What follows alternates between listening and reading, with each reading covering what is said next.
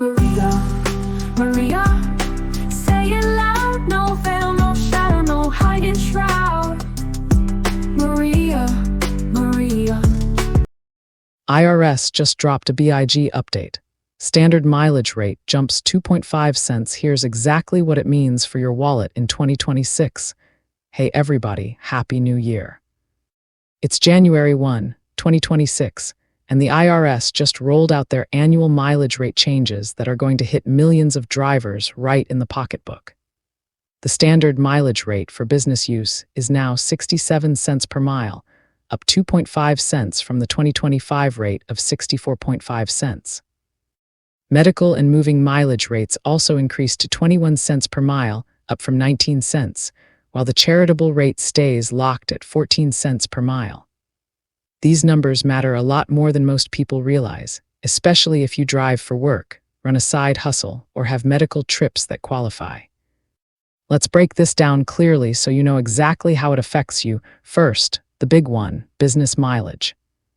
If you're self-employed, an independent contractor, Uber/Lyft driver, real estate agent, salesperson, or anyone who uses their personal vehicle for work and tracks mileage instead of actual expenses, this 2.5 cent bump is real money.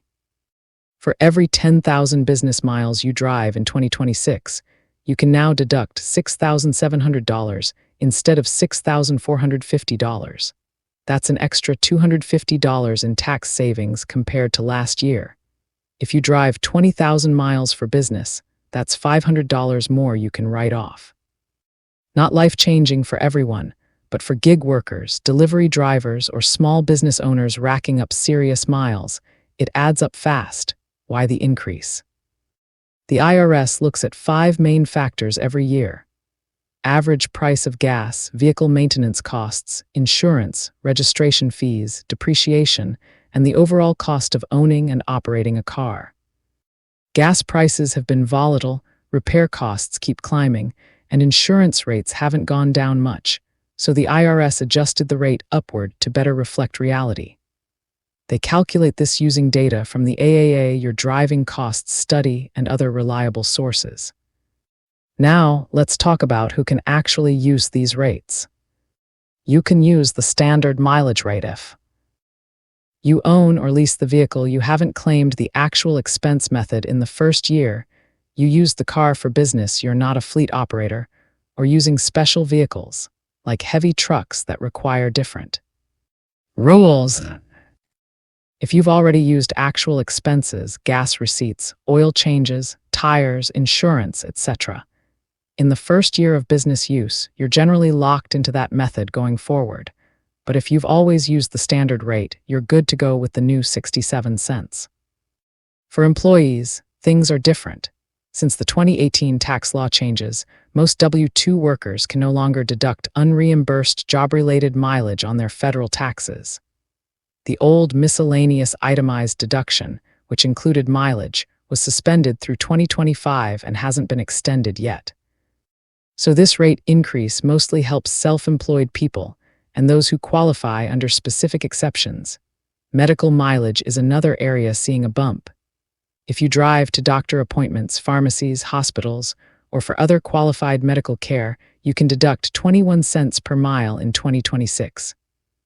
This applies whether you're itemizing or taking the standard deduction as an above-the-line adjustment for medical expenses.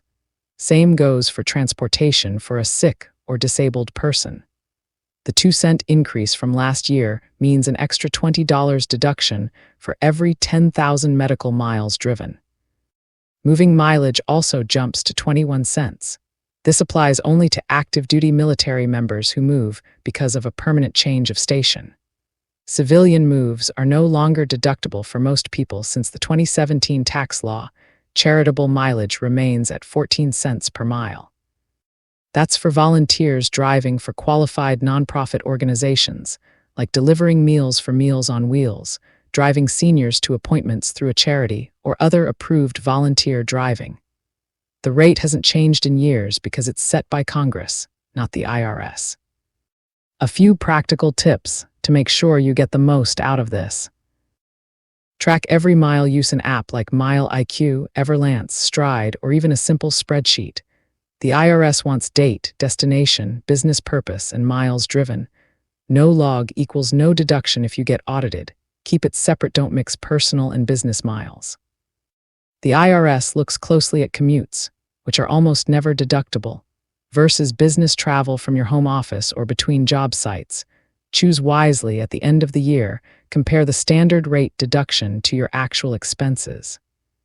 Sometimes actual expenses, especially if you have a new car with high depreciation, give a bigger write-off. You can switch methods year to year if you started with standard rate. Save your records. The IRS can go back 3 years or 6 if they suspect major underreporting. Digital logs are fine as long as they're complete and timely. State rules may differ. Some states follow the federal rate. Others have their own. Connecticut, New York, and California, for example, generally conform to the federal standard mileage rate for state tax purposes, but always double-check your state's rules. This rate increase is a small but meaningful relief for people who rely on their cars to make a living. With inflation still pressuring household budgets, every extra cent per mile counts. The IRS estimates millions of taxpayers will use these rates, especially in the gig economy, which has exploded over the last few years. Bottom line, if you drive for work, start using the new 67-cent rate for business miles today. Update your mileage log, tell your tax software or accountant, and keep good records. It's one of the simplest ways to lower your tax bill legally in 2026. These changes are straight from the official IRS announcement and apply immediately for the 2026 tax year. No waiting, no phase-in, just higher deductions starting January 1. Follow so we can stay connected. Your support matters more than you know, and I appreciate every moment you give to listen. Your support is important to me, and it helps me a lot. It keeps me active, bringing you important information with your support and comments, likes and shares. Feel free to like, support, and subscribe. I will always provide content for you. I appreciate every support you give. Crowning Thoughts, True Speaker, Copyright 2025 by Santiago D.C. Maria, licensed under Creative Commons Attribution. I love you all and I appreciate each of you. Stay blessed. Thank you for listening. Love always. Santiago D.C. Maria.